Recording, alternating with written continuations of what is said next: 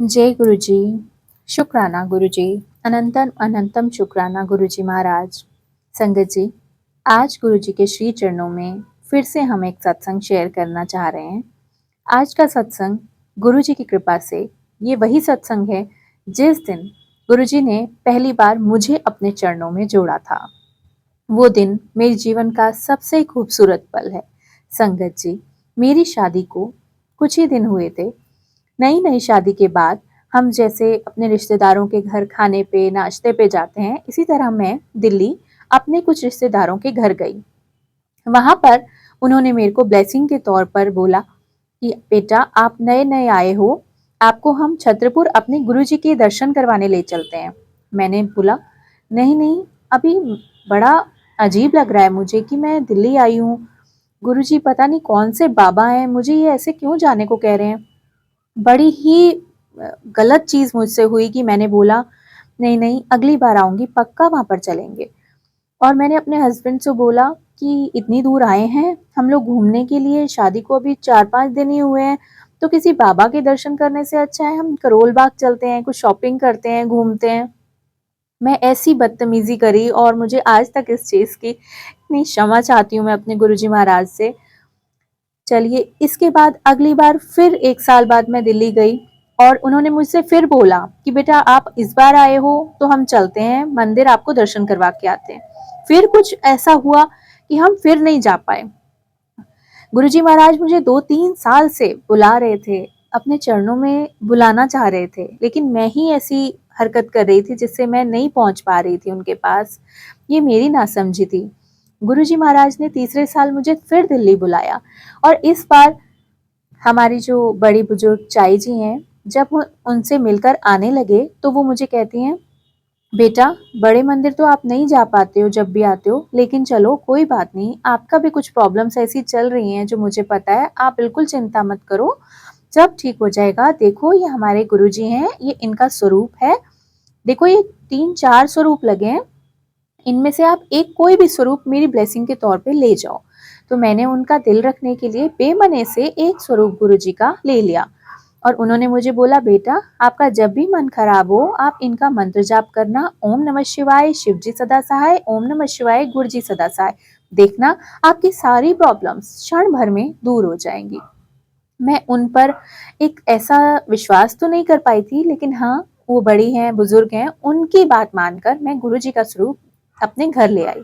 घर लाकर मैंने मेरे बच्चों के कमरे में एक छोटा सा मंदिर लगा था जिसमें मैंने उस मंदिर में और भगवान जी की मूर्तियों के संग उनको भी रख दिया। पता नहीं मुझे ऐसा क्या हुआ कि वो स्वरूप आने के बाद मैं लगातार हेडफोन्स लगाकर दिन में बेटे बच्ची को सुलाकर और मैं गुरुजी के शब्द और सत्संग सुनने शुरू कर दिए और हर वक्त मेरा दिल उसी में ही लगा रहता था कि बच्चे सोएं और मैं ब्लूटूथ लगाऊं और अपना गुरुजी के शब्द सुनूं और ये सत्संग सुनूं। मगर ये सब करने के बावजूद, गुरुजी के आ जाने के बावजूद मेरी लाइफ में कुछ अच्छा नहीं चल रहा था, कुछ प्रॉब्लम्स बढ़ती हुई सी दिखी। तो मैं एक दिन बच्चों को सुलाकर बहुत रो रही थी, बड़ा मेरा मन उदास था, मेरे को एकदम से बहुत गुस्सा इरिटेशन हुई। मुझे क्षमा करना गुरुजी महाराज, और मैं उठी और उठते ही मैंने अपने उस मंदिर में से वो सारे भगवान जियों की मूर्तियां, गुरुजी का स्वरूप सब एक बैग में डाला और मैंने कहा जब मेरे इतना पूजा पाठ करने के बावजूद आप लोग कुछ नहीं कर रहे हो मेरे जीवन में अच्छा, तो आप लोगों का यहाँ रहने का क्या फायदा, जाइए आप लोग यहाँ से। मैंने इतना गलत बिहेवियर दिखाया और सारे भगवान जियों की मूर्तियां उस बैग में डाली और गुरुजी का स्वरूप भी डाला। और यहीं पास में एक नहर है, मैं अपनी बेटी के संग वहां गई और एक एक करके हर मूर्ति को, गुरुजी के स्वरूप को, हर चीज को मैंने उस नदी में प्रवाहित कर दिया। नहर में प्रवाहते टाइम मेरी बेटी बोलती है मम्मा ये गुरुजी का स्वरूप तो रख लो, ये तो आपके पास एक ही है, ये बड़ी दादी ने दिया था, आप इसे तो रखो। मैं कहा नहीं, बाकी सब ने क्या कर लिया जो ये कुछ कर लेंगे, ये भी ऐसे ही भगवान है। और मैंने उनको भी जल में प्रवाहित कर दिया। उसके बाद मैं घर आ गई। घर आने के बाद मेरा वही रूटीन रहा, बच्चों को सुलाना, ब्लूटूथ लगाना और शब्द सत्संग सुनते रहना। इसी तरह मुझे 1 हफ्ता बीत गया। मुझे अंदर से ऐसी बेचैनी होने लगी कि जैसे मैंने पता नहीं क्या पाप कर दिया है, मेरे से क्या चीज इतनी दूर हो गई है जो मेरे लिए बहुत ही कीमती थी। जो मेरी कुछ खास थी, मुझे समझ बिल्कुल भी नहीं आ रहा था, लेकिन ऐसी अंदर से फीलिंग हो रही थी और मैं लगातार रो रही थी, रात-रात को रो रही थी मैं। मैं अपने हस्बैंड से कह रही थी, मुझे नहीं पता ये गुरुजी कौन है, मुझे इनसे मिलवा दो, मुझे एक बार मंदिर ले चलो, मुझे वहाँ ले चलो। ऐसे गुरुजी अपनी तरफ आकर्षित कर रहे थे मुझे संगत जी, मैं आपको बता नहीं सकती, वो दिन, वो क्षण मुझे आज भी याद आते हैं। संगत जी, गुरुजी मुझे इस तरह अपने पास बुलाना चाह रहे थे कि उनको पता था मेरा आगे का जीवन कैसा हो रहा है, मुझे कितनी उनकी ज़रूरत है, मैं कितनी अकेली पड़ जाऊँगी अगर वो मेरा साथ नहीं देंगे। और मेरी ऐसी बदतमीज़ी कि मैं वो आए, मैं उनको भी प्रवाहित करके आ गई, लेकिन भगवान अपने बच्चों का हाथ कभी नहीं छोड़ता। माता-पिता को उनका हर बच्चा प्यारा होता है, चाहे वो जैसा भी हो, वो उसका कभी साथ नहीं छोड़ते, चाहे वो किसी भी परिस्थिति में हो। संगत जी, आप विश्वास नहीं मानेंगे, एक दिन मैं उसी तरह दोपहर में बच्चों को सुला के सत्संग सुन रही थी और बहुत रो रही थी। मुझे आज भी नहीं पता कि मैं अचानक से झटके से उठी हूँ और वापस उसी बच्चे के कमरे के अंदर आई हूँ। वो खाली मंदिर जो रखा हुआ था, उसका ड्रॉर खोला है मैंने, क्यों खोला है मुझे नहीं पता।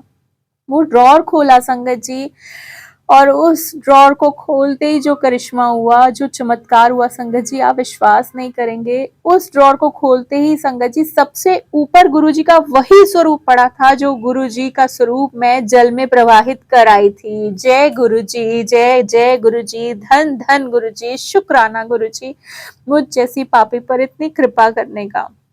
संगत जी, वो स्वरूप देखकर मैं और मेरी बेटी इतना चीखे मार मार कर रोए कि गुरुजी आप वापस आ गए। मेरी बेटी छोटी बच्ची बिल्कुल कहती है, मम्मा देखो गुरुजी आपको पहले बुला रहे थे, अब उस बार गुरुजी आए, आपने उनको भी बाहर भेज दिया, उसके बाद भी गुरुजी आ गए, वो आपसे कितना प्यार करते हैं। और संगत जी, हम धन हो गए, हमारा जीवन सफल हो गया संगत जी। गुरुजी ने ऐसा उस दिन से अपनी लगन लगाई, ऐसा अपने चरणों से जोड़ा संगत जी, जीवन बदल दिया। हर कष्ट आने से पहले कैसे चला जाता है संगत जी, पता नहीं चलता। कैसी भी तकलीफ हो संगत जी, दुनिया हैरान होती है कि इनके ऊपर संकट आते ही कैसे गायब हो जाता है, वो कैसे इतनी ताकत आ जाती है कि ये लोग उसको झेल जाते हैं। संगत जी, ऐसा नहीं है कि गुरुजी के आने के बाद कोई प्रॉब्लम नहीं आती। संगत जी, प्रॉब्लम आती है, लेकिन हमारे कर्म करते हैं। प्रॉब्लम आने के बाद कैसे चली जाती है, कैसे इतनी हिम्मत आ जाती है उस प्रॉब्लम के साथ लड़ने की कि हम कभी भी किसी भी चोट से गिरते नहीं है। ये विश्वास रखिएगा आप संगत जी। हम कभी हार नहीं मानते संगत जी, जब गुरुजी हमें अपनी शरण में ले लेते हैं संगत जी। उसके बाद मेरे अंकल और मुझे संगत जी, गुरुजी ने ड्रीम में दर्शन दिए और हम दोनों को एक ही विजन आया कि हमारा एक घर है, घर के बाहर नेम प्लेट लगी हुई है गुरुजी निवास, और संगत जी हमारे घर में लाइनें लगी हुई हैं संगत की। और जो बच्चों का कमरा जहाँ पे गुरुजी ने अपना स्वरूप रखवाया था, उधर गुरुजी कहते हैं कि ये मेरा कमरा है, एनू खाली करो ते इत्थे सत्संग होंगे हर वीरवार दे वीरवार। संगत जी, 13 साल से लगातार गुरुजी की ऐसी मेहर बरस रही है, 13 साल से लगातार गुरुजी वीरवार के दिन सत्संग करवाते हैं, हर वीरवार सत्संग होता है गुरुजी। आज तक गुरुजी के वो वचन झूठे नहीं हुए, जो गुरुजी ने कहा था यहाँ लाइनें लग जाएंगी। संगत जी, आज लाइनें लगती हैं यहाँ। और संगत जी, ये ऐसा ऐसा साधारण गुरुजी ने भाव रखा। पहला सत्संग हुआ संगत जी, तो मैं कहती थी गुरुजी, मैं जिस सत्संग में गई मैंने वहाँ हमेशा देखा आपके प्रसाद की थालियां ऐसे भरी हुई होती हैं, इतना प्रसाद होता है, रज रज के संगत खाती है, निहाल होती है संगत जी। मेरी ऐसी कंडीशन नहीं है गुरुजी कि मैं इस तरह से हर वीरवार को ऐसे थाल परोस सकूं सारी संगत के आगे। गुरुजी मैं क्या करूं। गुरुजी ने ऐसा भाव दिया कि तू सिर्फ 1 किलो मूंगी दी दाल भी चाड़ेगी ना, मैं ओयो भोग लावांगा, ते सिर्फ चटनी प्रसाद ते दाल प्रसाद ते रोटी प्रसाद बनना है। संगत जी, आज 13 साल हो चुके हैं, 13 साल से यहाँ पर 1 किलो दाल भी बनाएंगे तो वो 100 लोग भी खा के चले जाते हैं संगत जी। संगत जी, 8 लोग आए तो भी 1 ही किलो दाल बनती थी, और 80 लोग आए तो भी 1 ही किलो दाल बनती थी। इतने सालों से सत्संग हो रहा है गुरुजी का, गुरुजी की इतनी मेहर बरसती है संगत जी, इतनी ब्लेसिंग, गुरुजी का इतना प्यार, सारी दुनिया ने साथ छोड़ दिया, मगर वो ऐसे ऐसे अपना बच्चे को गोद में लेके ऐसे बैठे हैं ना संगत जी, सारे परिवार को। संगत जी, मैं आपको बता नहीं सकती गुरुजी क्या शक्ति है। हमारे माँ बाप, अपना फर्ज उनका था हमें जन्म देना, वो सब हमसे दूर हो गए अपने अपने फर्ज पूरे करके। संगत जी, रिश्तों में कुछ नहीं है, हर रिश्ता एक वक्त के बाद आपसे दूर हो जाता है, लेकिन ये एक ऐसा रिश्ता है संगत जी जो हमारे मरने के बाद भी हमारा साथ नहीं छोड़ता। तो संगत जी इतना प्यार देते हैं, हमारी हर हाल में गुरुजी ने हमारी मदद करी। आज इतने सालों में अगर गुरुजी ने हमारा नई नई शादी में ही हमारा साथ ना दिया होता, हमारा हाथ ना पकड़ा होता संगत जी, आज परिवार समेत शायद मैं जिंदा भी ना होती। ये है हमारे गुरुजी, और ये है उनकी मेहर कि जिस घर में खाने तक के लिए हम तरसते थे, उस घर को मंदिर बना दिया है संगीत जी। आज यहाँ 100-100, 150-150 लोग आके समा जाता है, और इतना खुला लंगर खा के पैक करा के लेके जाते हैं संगत जी। लोगों की बीमारियां ठीक होती हैं, शुक्राने करने आते हैं लोग। ये कैसा खजाना है गुरुजी। मैंने तो ऐसा कभी इतना पुण्य नहीं करा कि मुझे आप मिल गए, साक्षात भगवान आके घर में बैठ गए। वरना मैं तो ऐसी पापी थी कि आप मुझे बार बार बुला रहे थे, और मैं ऐसी, मेरे पास शब्द नहीं है अपने लिए कि मैंने उस वक्त क्या गलती करी। लेकिन पता नहीं वो एक कौन सा कर्म होगा जो आपको भा गया गुरुजी। धन हो गए हम गुरुजी, अगर आप ना होते तो हम भी ना होते गुरुजी। शुक्राना अपने चरणों में लगा के रखने का। इसी तरह गुरुजी सारे परिवार को अपने चरणों से हमेशा जोड़ के रखना। भूल चूक हो तो माफ करते जाना गुरुजी। अपने बच्चों को डांटना, कुछ भी करना, मगर गलत रास्ते पे जाने से रोकना। बहुत दुनिया की असलियत दिखाते हैं गुरुजी, हर सच्चाई से अवगत कराते हैं गुरुजी। बस कभी डामाडोल मत होना संगत जी, कभी ये भाव मत लाना कि गुरुजी से जुड़ने के बाद हमारा क्या अच्छा हुआ। गुरुजी के जुड़ने के बाद आपका जीवन बदल जाता है संगत जी। आपकी सांसों का असली मूल आपको पता चल जाता है, आपका धरती पे जन्म सफल हो जाता है संगत जी। शुक्राना गुरुजी, शुक्राना अपने चरणों से लगाने के लिए। संगत जी प्लीज़ आप लोग इस चैनल को सब्सक्राइब करना, लाइक करना और ज़्यादा से ज़्यादा शेयर करना। जब जब गुरुजी महाराज की आज्ञा होगी, मैं इस डिवाइन दरबार में बैठकर आप लोगों के साथ सत्संग साझा करूंगी। जिसके भी सत्संग होंगे मैं शेयर करूंगी। शुक्राना गुरुजी, भूल चूक क्षमा करना संगत जी, भूल चूक सब माफ करना गुरुजी। जय जय गुरुजी।